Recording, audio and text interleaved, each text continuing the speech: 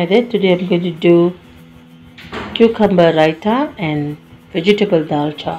For cucumber raita, I need cucumber to be cut like that, 1 cucumber. Then I need onions, small onion rendu. Then a bit of karupla, red chili, green chili. I need coconut milk, about 3 tablespoons. I'll show you. I'm using coconut cream and salt to taste. And I need 1 small lime. Then add 3 to 4 tablespoons of coconut cream. Then you mix the onion, green chili and the curry leaf, the red chili into a big bowl. We'll add in 1 lime and half a teaspoon of salt. You mix it like this and heat up in the microwave for 1 minute. Then you add the cucumber to this. I'll show you. Here comes your cucumber and coconut raita. எண்ணெயும் சூடான பிறகு பட்டை, கருவேப்பிலை, bay leaf, onion போட்டு வதக்கி கொள்ள வேண்டும். ப்ரௌனா ஆகக்கூடாது, லேசான ப்ரௌன் ஆகிற வரைக்கும் வறுத்தீங்க.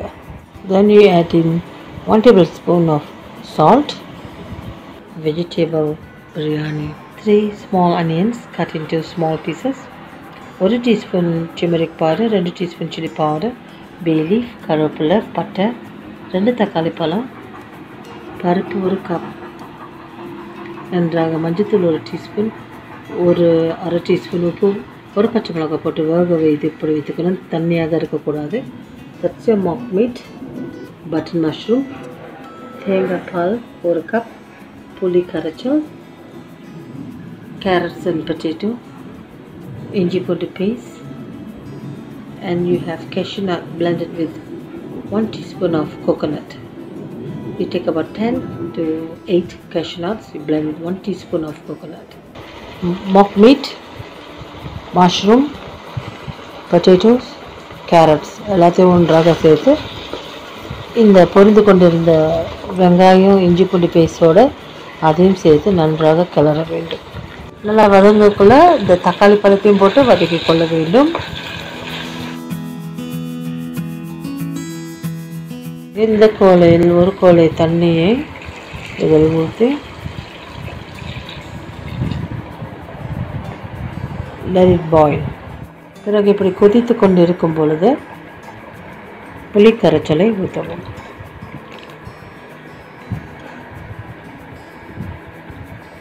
அதை ஊற்றின பிறகு கிளறி விட்டுங்க. நன்றாக கொதிக்கட்டும். பருப்பு கிளறின பிறகு தேங்காய் பால் 1 கப் அதில் ஊற்றவும். பிறகு அரைத்து வைத்திருந்த கேஷ்யூ நட்ஸையும் தேங்காய் பூவையும் அதில் ஊற்றவும். பருப்பு வேக வைத்து வைத்திருந்த பருப்பை அதில் போட்டு நன்றாக கிளறவும். நன்றாக கிளறின பிறகு இது கொதிக்க வேண்டும். ஸோ மூடி போட்டு மூடி இது சுமார் 10 to 15 minutes, 10 minutes should be fine. கொதிக்க வைக்கணும். மூடியை போட்டு 10 minutes கொதிக்க வைக்கணும். இது உங்களுடைய அருமையான தால்ச்சா ரெடி ஆகிட்டு.